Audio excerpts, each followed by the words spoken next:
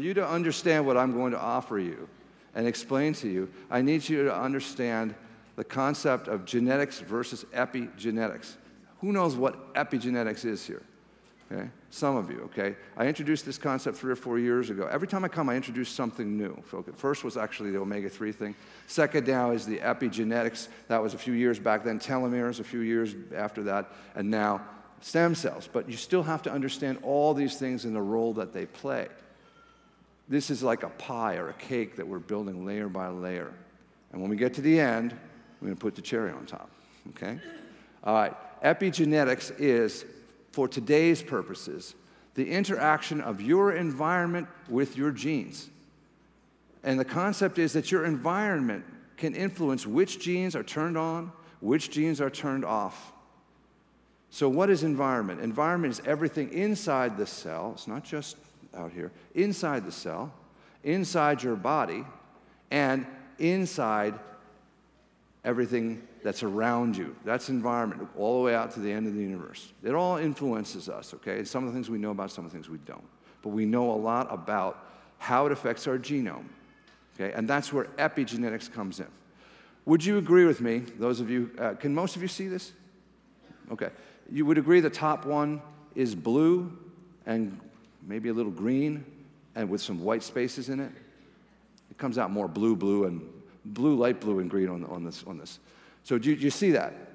Okay. Do you see the bottom one is exactly the same, but some of those spaces have been filled in with purple? Okay. Guess what? Top one, young person. Bottom one, old person.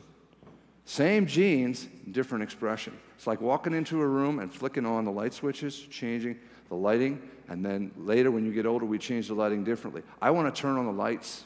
I want to turn on these young lights. So here is the second light motif. You know what a light motif is, anybody? Who knows what that is? What is it? A repetitive musical phrase that emotionally grounds the audience. Is that what you said? Something close to that?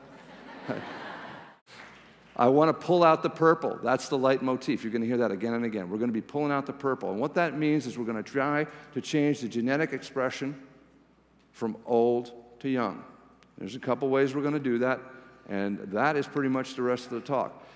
80% of what happens to you is thought to be epigenetic now, and I can tell you with how you age and how well you age and how healthy you are, and probably also how long you live, you have about 80% control over that.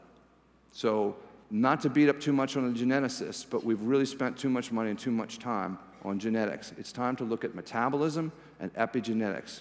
Metabolism is what you eat, what you do, how your body functions, and how it turns on the lights or turns them off, all right? Now, here's the prescription. You got to write this down, okay? Everybody write this down. We're going to move through this quickly, and then I'm going to go back and look at all of it. First thing is your omega-3 fatty acids.